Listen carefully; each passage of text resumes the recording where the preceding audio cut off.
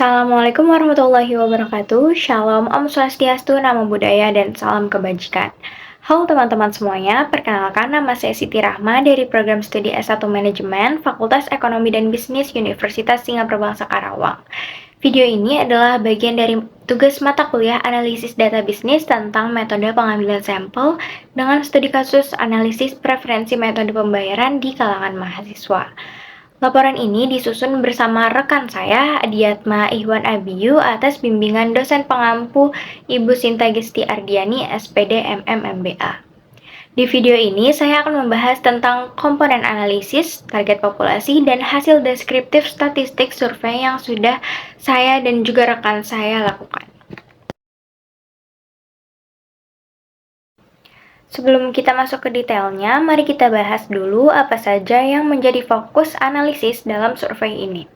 Survei kami bertujuan untuk mengkaji preferensi metode pembayaran di kalangan mahasiswa dengan 4 komponen utama yang diukur.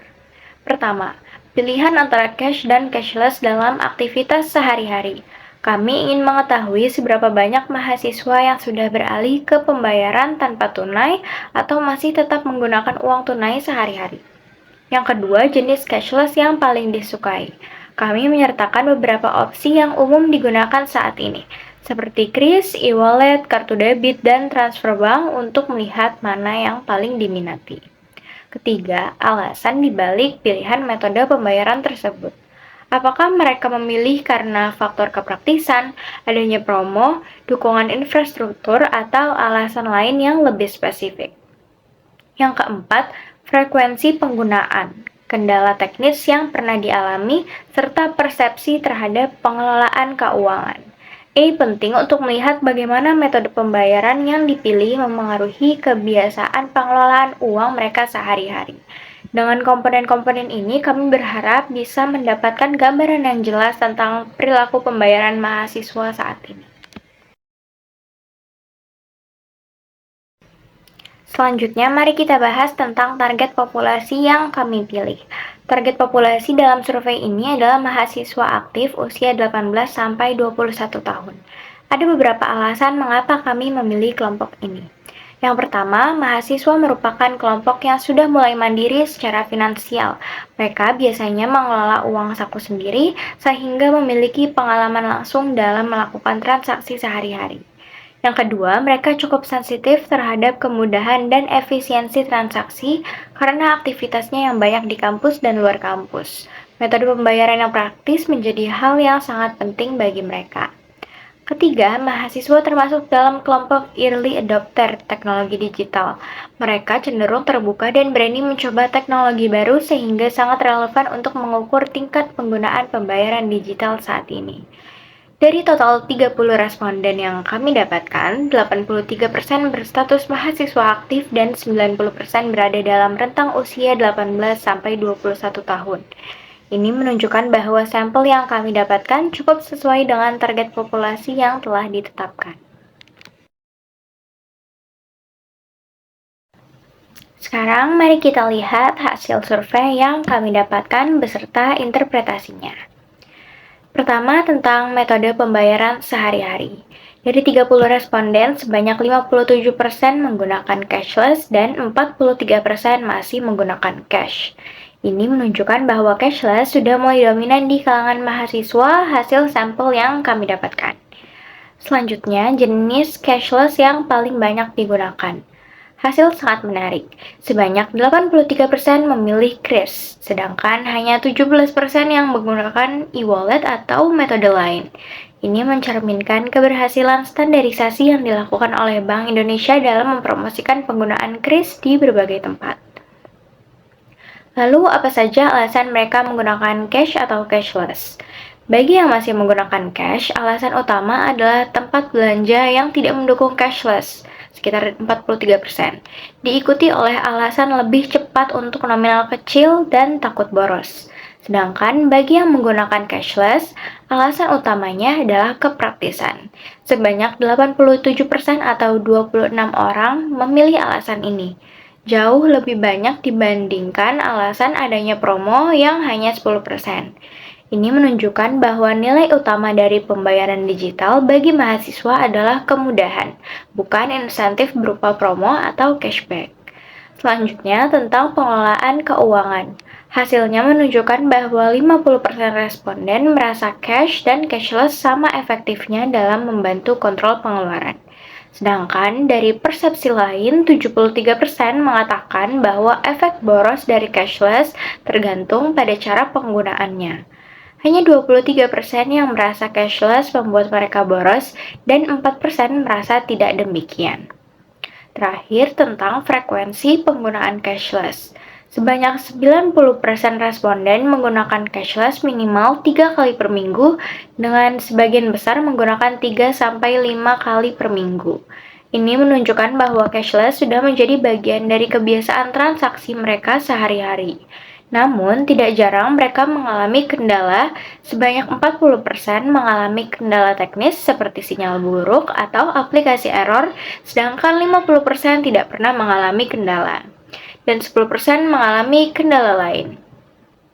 Itulah penjelasan dari saya tentang komponen analisis, target populasi, dan hasil survei. Untuk pembahasan tentang metode pengambilan sampel, insight bisnis, dan evaluasi representativitas sampel akan dilanjutkan oleh rekan saya Adiatma. Terima kasih. Oke, halo semua. Nama saya Adiatma Iwanabiu dari Program Studi S1 Manajemen Fakultas Ekonomi dan Bisnis Universitas Singapura Bangsa Karawang. Video ini adalah bagian dari tugas mata kuliah analisis data bisnis tentang metode pengambilan sampel yang saya kerjakan bersama rekan saya Siti Rahma. Di video sebelumnya, Siti sudah menjelaskan tentang komponen analisis, target populasi, dan hasil deskriptif statistik survei kita. Di video ini, saya akan membahas tentang cara pengambilan sampel yang digunakan. Yang pertama, ada insight bisnis yang bisa diambil, serta evaluasi representativitas sampel. Yang pertama, cara pengambilan sampel. Mari kita bahas bagaimana cara mengambil sampel untuk survei ini. Kami menggunakan metode convenient sampling atau pengambilan sampel berdasarkan kenyamanan. Caranya adalah dengan menyebarkan link Google Form secara langsung kepada teman-teman di kampus. Mengapa memilih metode ini? Ada beberapa pertimbangan utama, yaitu mudah dilakukan atau tidak perlu proses yang rumit untuk mencari dan memilih responden. Yang kedua, cepat. Data dapat dikumpulkan dalam waktu singkat sesuai dengan batas waktu yang ditugaskan. Yang ketiga, tanpa biaya. Tidak ada biaya yang dikeluarkan untuk proses pengambilan sampel. Namun, seperti halnya metode pengambilan sampel lainnya, convenient sampling juga memiliki kelebihan dan keterbatasan yang perlu kita pahami dengan jelas. Yang pertama, kelebihannya itu sangat efisien dalam hal waktu dan biaya, cocok untuk tugas akademik dengan batasan sumber daya. Yang kedua, mudah dijalankan karena tidak memerlukan daftar anggota populasi yang lengkap dan rumit. Yang ketiga, sangat cocok penelitian awal, pengujian kuesioner, atau untuk mendapatkan gambaran awal tentang suatu masalah. Kemudian, keterbatasan yang tidak bisa kita abaikan. Yang pertama, tidak dapat mewakili keseluruhan populasi secara kuat, karena sampel hanya berasal dari lingkaran terdekat kita. Yang kedua, hasil penelitian tidak dapat digeneralisasi secara luas karena ada kelompok tertentu yang tidak terwakili. Yang ketiga, kredibilitas data dianggap lebih rendah dibandingkan metode pengambilan sampel acak yang lebih ketat.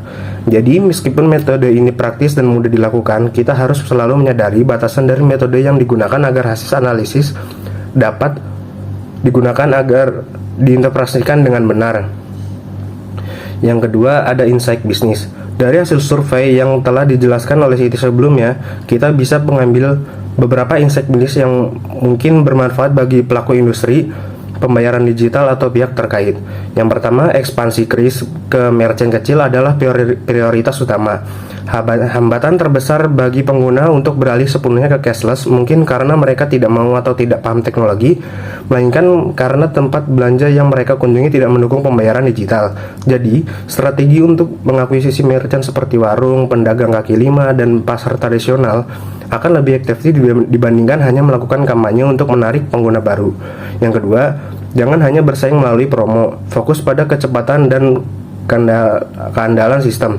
Dari hasil survei, hanya sebagian kecil yang terpengaruh oleh promo, sementara mayoritas memilih cashless karena faktor kepraktisan. Ini berarti sistem yang stabil, cepat, dan jarang mengalami error akan lebih berdampak positif bagi pengguna dibandingkan hanya menawarkan cashback atau diskon besar.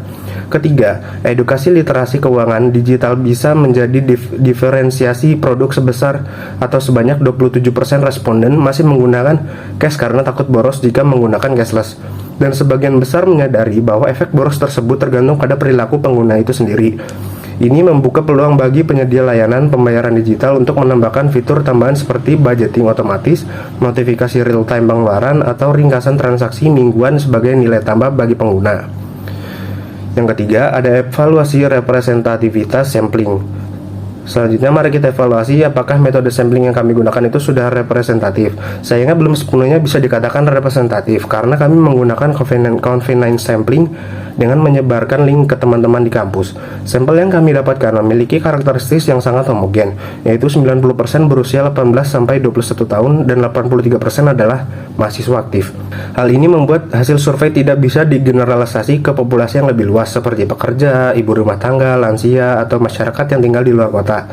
Selain itu, jaringan pertemanan di kampus cenderung memiliki latar belakang sosial, ekonomi, dan paparan teknologi yang hampir sama, sehingga ada potensi bias seleksi yang cukup tinggi dalam hasil yang didapatkan.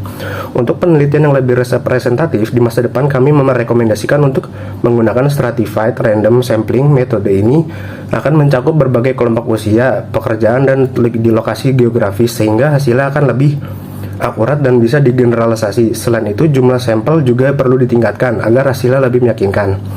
Itulah penjelasan dari saya tentang metode pengambilan sampel Insight Business dan evaluasi representatif sampel yang kami gunakan.